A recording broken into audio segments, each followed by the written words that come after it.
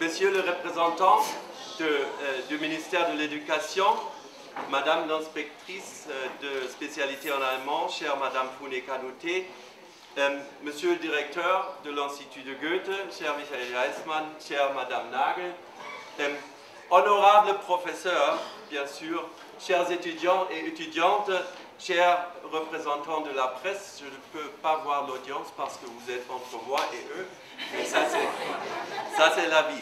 Je suis heureux de célébrer avec vous les 5 ans d'existence des contrats de l'initiative École Partenaire de l'Avenir PACH.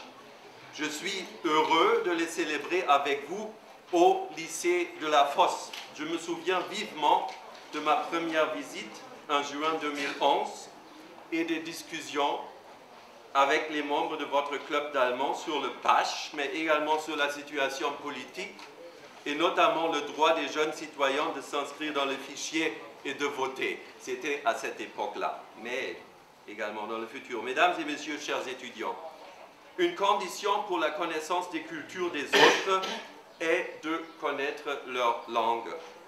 À travers leur langue, les peuples s'expriment, soit dans leurs mœurs, leur littérature, leur poésie, leur musique, leur philosophie, soit dans leur politique. On peut bien sûr traduire des textes, on peut interpréter la langue parlée ou chantée, mais je suis convaincu que les traductions forment leur propre univers. Donc il faut étudier l'original pour avoir accès à l'original. Ceux parmi vous qui ont décidé d'étudier l'allemand ont en effet décidé de se fournir une clé qui peut leur ouvrir le monde des Allemands. Nous sommes 80 millions. Notre population se compose d'au moins d'une quinzaine de peuples ou tribus qui parlent leur propre dialecte. Nos cultures ne sont pas uniformes. Dans notre diversité, nous sommes une grande nation européenne, en fin de compte comme toutes les autres. Chez nous, comme d'ailleurs, il y a du bien et du mal, des vertus et des vices. Il y a des choses qui sont formidables et des choses qui sont énervantes. Je ne vais pas élaborer là-dessus, mesdames et messieurs. Mais, chers étudiants, mesdames et messieurs, les gens s'imaginent toujours des clichés sur les Allemands, comme des clichés circulent sur tous les autres peuples.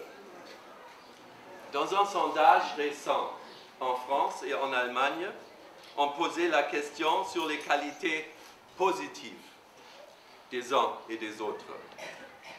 Les Allemands ont décrit les Français comme gourmands, jouisseurs, sybarites, individualistes, créatifs. Les Français ont décrit les Allemands comme soigneux, méticuleux, disciplinés, travailleurs, assidus. Donc, les Français, ils seraient, selon ce sondage, les bons vivants hédonistes et les Allemands, les misérables qui bossent dans les caves. Chers amis, je rejette ce concept. Je rejette le résultat de ce sondage. Je ne peux pas et je ne veux pas juger les Français, mais sur les Allemands, les questionner ont tort. Nous ne sommes pas comme ça, nous ne sommes plus comme ça si jamais nous étions comme ça.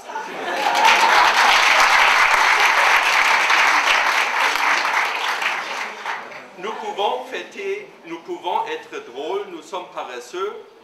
Il y a de l'incompétence et de la corruption également chez nous. Nous pouvons chanter, nous sommes charmants parfois, au moins. Et nous essayons d'être très individualistes. Chers étudiants et étudiantes de l'allemand, j'espère que vous continuerez vos classes en allemand, que quelques-uns parmi vous continueront leurs études à l'université, que vous visiterez l'Allemagne et que vous ferez vos propres expériences avec nous.